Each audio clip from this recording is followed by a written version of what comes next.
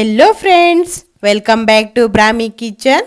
ನಾನು ನಿಮ್ಮ ಚೇತನ ಮಂಜುನಾಥ್. ಇವತ್ತಿನ ಸ್ಪೆಷಲ್ ರೆಸಿಪಿ ಬಂದ್ಬಿಟ್ಟು ಕ್ಯಾರೆಟ್ ಹಲ್ವಾ. ಈ ಒಂದು ಕ್ಯಾರೆಟ್ ಹಲ್ವಾನ ಈಸಿಯಾಗಿ ಹಾಗೂ ಟೇಸ್ಟಿಯಾಗಿ ಹೇಗೆ ಮಾಡೋದಂತ ಈ ಒಂದು ವಿಡಿಯೋದಲ್ಲಿ ನಾನು ನಿಮಗೆ ತೋರಿಸ್ತಾ ಇದ್ದೀನಿ.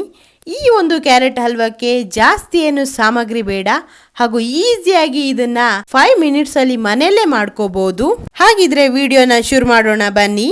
ಈ ವಿಡಿಯೋನ ಶುರು ಮಾಡೋಕ್ಕಿಂತ ಮುಂಚೆ ನೀವಿನ್ನು ಯಾರ್ಯಾರು ನನ್ನ ಚಾನಲ್ನ ಸಬ್ಸ್ಕ್ರೈಬ್ ಮಾಡದೆ ಈ ಒಂದು ವಿಡಿಯೋನ ನೋಡ್ತಾ ಇದ್ದೀರೋ ಪ್ಲೀಸ್ ಸಬ್ಸ್ಕ್ರೈಬ್ ಮಾಡಿ, ಪಕ್ಕದಲ್ಲಿರೋ ಬೆಲ್ ಐಕನ್ನ ಕ್ಲಿಕ್ ಮಾಡಿ. ಹಾಗಿದ್ರೆ ಈ ಕ್ಯಾರೆಟ್ ಹಲ್ವನ್ನ ಮಾಡಲಿಕ್ಕೆ ಯಾವ್ಯಾವ ಸಾಮಗ್ರಿ ಬೇಕಂತ ನೋಡೋಣ ಬನ್ನಿ. ಮೊದಲಿಗೆ ನಾನಿಲ್ಲಿ 7 ಕ್ಯಾರೆಟ್ ಅನ್ನ ತುರೆಮಣೆ ಸಹಾಯದಿಂದ ಸಣ್ಣದಾಗಿ ತುರಿದಿಟ್ಕೊಂಡಿದ್ದೇನೆ. ಹಾಗೆ ಗೋಡಂಬಿ, ದ್ರಾಕ್ಷಿ ಹಾಗೂ ಪಿಸ್ತಾನ ತಗೊಂಡಿದ್ದೇನೆ. ನೀವು ಪಿಸ್ತಾ ಇಲ್ಲ ಅಂದ್ರೂ ಕೂಡ ಸ್ಕಿಪ್ ಮಾಡ್ಬೋದು, ಇದ್ರೆ ತಗೋಬಹುದು. ಹಾಗೆ ನಾನಿಲ್ಲಿ 3 ಏಲಕ್ಕಿನ ಸಿಪ್ಪೆ ತೆಗೆದು ಸಣ್ಣದಾಗಿ ಹುಡಿ ಮಾಡಿ ಇಟ್ಕೊಂಡಿದ್ದೇನೆ. ಹಾಗೆ ಅರ್ಧ ಕೆಜಿ ಆಗುವಷ್ಟು ಸಕ್ಕರೆನ ತಗೊಂಡಿದ್ದೇನೆ. 1 ಕಪ್ ಆಗುವಷ್ಟು ಹಾಲನ್ನು ಕೂಡ ತಗೊಂಡಿದ್ದೇನೆ. ನೀವೇ ನೋಡ್ಬೋದು, ನಾನಿಲ್ಲಿ ಇಷ್ಟು ಸಾಮಗ್ರಿಯಿಂದ ಈ ಒಂದು ಕ್ಯಾರೆಟ್ ಹಲ್ವನ ಮಾಡ್ತಾ ಇದ್ದೀನಿ. ಈ ಕ್ಯಾರೆಟ್ ಹಲ್ವಾ ಮಾಡಲಿಕ್ಕೆ ಇಷ್ಟೇ ಸಾಮಗ್ರಿಗಳು ಸಾಕಾಗುತ್ತೆ. ನಾನು ಹೇಳಿದಾಗೆ ಮನೇಲೆ ಇರೋ ಸಾಮಗ್ರಿನ ಬಳಸ್ಕೊಂಡು ಈ ಒಂದು ಕ್ಯಾರೆಟ್ ಹಲ್ವಾನ ನಾವು ಮಾಡ್ಬೋದು. ಇವಾಗ ನಾನಿಲ್ಲಿ ಮೊದಲಿಗೆ ಗ್ಯಾಸ್ ಸ್ಟವ್ ಮೇಲೆ ಒಂದು ಪ್ಯಾನ್ ಅನ್ನ ಇಟ್ಟು ಆ ಪ್ಯಾನ್ ಬಿಸಿ ಆದ ಮೇಲೆ ಅದಕ್ಕೆ 2 ಟೇಬಲ್ ಸ್ಪೂನ್ ಆಗುವಷ್ಟು ತುಪ್ಪನ ಹಾಕೊಳ್ತಾ ಇದ್ದೀನಿ. ನಾನಿಲ್ಲಿ ತುಪ್ಪ ಹಾಕೊಂಡು ಈ ತುಪ್ಪ ಸ್ವಲ್ಪ ಬಿಸಿ ಆದ ಮೇಲೆ ಇದಕ್ಕೆ ನಾನು ತಗೊಂಡಿರುವಂತ ಡ್ರೈ ಫ್ರೂಟ್ಸ್ ಅನ್ನ ಸೇರಿಸ್ಕೊಳ್ತಾ ಇದ್ದೀನಿ. ನೋಡಿ, ಈ ರೀತಿಯಾಗಿ ಡ್ರೈ ಫ್ರೂಟ್ಸ್ ಎಲ್ಲವನ್ನ ಸೇರಿಸ್ಕೊಂಡು ಫ್ರೈ ಮಾಡ್ಕೋಬೇಕಾಗತ್ತೆ. ಡ್ರೈ ಫ್ರೂಟ್ಸ್ನ ಚೆನ್ನಾಗಿ ನೀವು ಈ ರೀತಿಯಾಗಿ ಫ್ರೈ ಮಾಡ್ಕೊಳ್ಳಿ. ತುಪ್ಪದ ಜೊತೆ ಎಲ್ಲವೂ ಮಿಕ್ಸ್ ಆಗಿ ಚೆನ್ನಾಗಿ ಫ್ರೈ ಆಗಲಿ. ಡ್ರೈ ಫ್ರೂಟ್ಸ್ ಈ ರೀತಿಯಾಗಿ ಲೋ ಫ್ಲೇಮ್ನಲ್ಲೇ ನಾನು ಫ್ರೈ ಮಾಡ್ಕೊಳ್ತಾ ಇದ್ದೀನಿ. ನೋಡಿ, ಇದು ಎಷ್ಟು ಚೆನ್ನಾಗಿ ಫ್ರೈ ಆಗ್ತಾ ಇದೆ. ಇದನ್ನ ಫ್ರೈ ಮಾಡುವಾಗ ಇದರಲ್ಲಿ ಒಂದು ಘಮ ಬರುತ್ತೆ. ಆ ಘಮ ಬರುವವರೆಗೆ ಇದನ್ನ ಫ್ರೈ ಮಾಡ್ಕೊಳ್ಳಿ. ಹಾಗೆ ಈ ಡ್ರೈ ಫ್ರೂಟ್ಸ್ ಗೋಲ್ಡನ್ ಬ್ರೌನ್ ಕಲರ್ಗೆ ಚೇಂಜ್ ಆಗುತ್ತೆ. ಅವಾಗ ನಾನು ಈ ಡ್ರೈ ಫ್ರೂಟ್ಸ್ನ ಒಂದು ಕಪ್ಪಿಗೆ ತೆಗೆದಿಟ್ಕೊಳ್ತಾ ಇದ್ದೀನಿ. ನೋಡಿ, ಡ್ರೈ ಫ್ರೂಟ್ಸ್ ಇಷ್ಟು ಫ್ರೈ ಆದರೆ ಸಾಕಾಗತ್ತೆ. ನಾನು ಇದನ್ನ ಒಂದು ಕಪ್ಪಿಗೆ ತೆಗೆದಿಟ್ಕೊಂಡಿದ್ದೇನೆ. ಅದೇ ಪ್ಯಾನಲ್ಲಿ ಉಳಿದಿರುವಂಥ ತುಪ್ಪಕ್ಕೆ ನಾನಿಲ್ಲಿ ತುರಿದಿಟ್ಕೊಂಡಿರುವಂಥ ಕ್ಯಾರೆಟನ್ನು ಕೂಡ ಸೇರಿಸ್ಕೊಳ್ತಾ ಇದ್ದೀನಿ. ಈ ಕ್ಯಾರೆಟ್ನ ಸೇರಿಸ್ಕೊಂಡು ಚೆನ್ನಾಗಿ ತುಪ್ಪದ ಜೊತೆ ಮಿಕ್ಸ್ ಮಾಡಬೇಕಾಗತ್ತೆ. ಎಲ್ಲೂ ಕೂಡ ಈ ಒಂದು ಕ್ಯಾರೆಟ್ ಹಾಗೆ ಇರಬಾರ್ದು, ಚೆನ್ನಾಗಿ ಮಿಕ್ಸ್ ಆಗಬೇಕು. ನೋಡಿ, ಈ ರೀತಿಯಾಗಿ ನಾನು ಎಲ್ಲವನ್ನ ಮಿಕ್ಸ್ ಮಾಡ್ಕೊಳ್ತಾ ಇದ್ದೀನಿ. ನೀವು ಕೂಡ ಈ ರೀತಿಯಾಗಿ ಮಿಕ್ಸ್ ಮಾಡ್ಕೊಳ್ಳಿ. ಈ ರೀತಿಯಾಗಿ ಚೆನ್ನಾಗಿ ಮಿಕ್ಸ್ ಮಾಡ್ಕೊಳ್ಳೋದ್ರಿಂದ ಈ ಕ್ಯಾರೆಟ್ನ ಹಸಿ ವಾಸನೆ ಅನ್ನೋದು ಹೋಗುತ್ತೆ. ಹಾಗೆ ಗ್ಯಾಸ್ ಕೂಡ ಮೀಡಿಯಂ ಫ್ಲೇಮ್ ನಲ್ಲೇ ಇರಲಿ, ಜಾಸ್ತಿ ಏನು ಬೇಡ.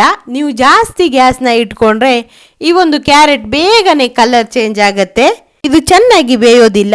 ಹಾಗಾಗಿ ಇದು ಮೀಡಿಯಂ ಫ್ಲೇಮ್ ನಲ್ಲೇ ಇರಲಿ. ನೋಡಿ, ಇದು ಸ್ವಲ್ಪ ಸ್ವಲ್ಪವಾಗಿ ಕಲರ್ ಚೇಂಜ್ ಆಗ್ತಾ ಬರುತ್ತೆ. ಇದನ್ನ ಈ ರೀತಿಯಾಗಿ ಒಂದು 10 ನಿಮಿಷವಾದ್ರೂ ನೀವು ಚೆನ್ನಾಗಿ ಫ್ರೈ ಮಾಡ್ಕೋಬೇಕಾಗತ್ತೆ. ಇವಾಗ ಇದು ಚೆನ್ನಾಗಿ ತುಪ್ಪದ ಜೊತೆ ಫ್ರೈ ಆದ್ಮೇಲೆ ಇದರ ಕಲರ್ ಚೇಂಜ್ ಆಗತ್ತೆ. ನಾನು ಇದಕ್ಕೆ 1 ಗ್ಲಾಸ್ ಆಗುವಷ್ಟು ಹಾಲನ್ನ ಸೇರಿಸ್ಕೊಳ್ತಾ ಇದ್ದೀನಿ. ಈ ರೀತಿಯಾಗಿ ಹಾಲನ್ನ ಸೇರಿಸ್ಕೊಂಡು ಈ ಕ್ಯಾರೆಟ್ ಹಲ್ವಾನ ಮಾಡ್ಕೊಳ್ಳೋದ್ರಿಂದ ಇದು ತಿನ್ಲಿಕ್ಕೂ ಕೂಡ ತುಂಬಾನೇ ಚೆನ್ನಾಗಿ ಇರುತ್ತೆ, ತುಂಬಾನೇ ಟೇಸ್ಟಿಯಾಗಿಯೂ ಇರುತ್ತೆ. ನೋಡಿ, ಈ ರೀತಿಯಾಗಿ ಹಾಲನ್ನು ಸೇರಿಸ್ಕೊಂಡು ಚೆನ್ನಾಗಿ ಮಿಕ್ಸ್ ಮಾಡ್ಕೋಬೇಕಾಗತ್ತೆ.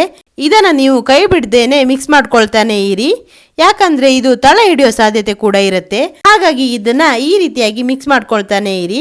ನೋಡಿ, ಇದು ಈ ರೀತಿಯಾಗಿ ಕುದಿಲಿಕ್ಕೆ ಸ್ಟಾರ್ಟ್ ಆಗತ್ತೆ. ಇವಾಗ ಕೂಡ ನೀವು ಇದನ್ನ ಒಂದ್ಸಾರಿ ಚೆನ್ನಾಗಿ ಮಿಕ್ಸ್ ಮಾಡ್ಕೊಳ್ಳಿ. ನೀವು ಒಂದು 5 ನಿಮಿಷಕ್ಕೆ ಇದನ್ನ ಮಿಕ್ಸ್ ಮಾಡ್ಕೊಳ್ತಾನೆ ಇರಬೇಕಾಗತ್ತೆ, ಇಲ್ಲ ಅಂದ್ರೆ ಇದು ತಳ ಹಿಡಿಯತ್ತೆ. ನೋಡಿ, ಇದು ಈ ರೀತಿಯಾಗಿ ಕುದ್ದು ಸ್ವಲ್ಪ ಕಲರ್ ಚೇಂಜ್ ಆಗತ್ತೆ. ನೋಡಿ, ಇದನ್ನ ಒಂದು 10 ನಿಮಿಷ ಆದ್ರೂ ಹಾಲು ಹಾಕಿ ಚೆನ್ನಾಗಿ ಬೇಯಿಸ್ಕೋಬೇಕಾಗತ್ತೆ. ಈ ರೀತಿಯಾಗಿ ನೀವು 1 ಗ್ಲಾಸ್ ಹಾಲನ್ನ ಹಾಕೋದ್ರಿಂದ ಇದರ ಟೇಸ್ಟ್ ಚೆನ್ನಾಗಿ ಬರುತ್ತೆ. ಹಾಗೆ ಕೆಲವರು ಇದಕ್ಕೆ ಹಾಲನ್ನ ಕಡಿಮೆ ಹಾಕಿ ನೀರನ್ನು ಕೂಡ ಸ್ವಲ್ಪ ಸೇರಿಸಿ ಕ್ಯಾರೆಟ್ ಹಲ್ವಾನ ಮಾಡ್ಕೊಳ್ತಾರೆ. ನಾವಿಲ್ಲಿ ಹಾಲಲ್ಲೇ ಈ ಒಂದು ಕ್ಯಾರೆಟ್ ಹಲ್ವಾನ ಮಾಡ್ಕೊಳ್ತಾ ಇದ್ದೀವಿ. ಈ ಕ್ಯಾರೆಟ್ ಹಾಲನ್ನ ಹೀರ್ಕೊಂಡು ಸ್ವಲ್ಪ ಸ್ವಲ್ಪನೇ ಡ್ರೈ ಆಗ್ತಾ ಬರುತ್ತೆ.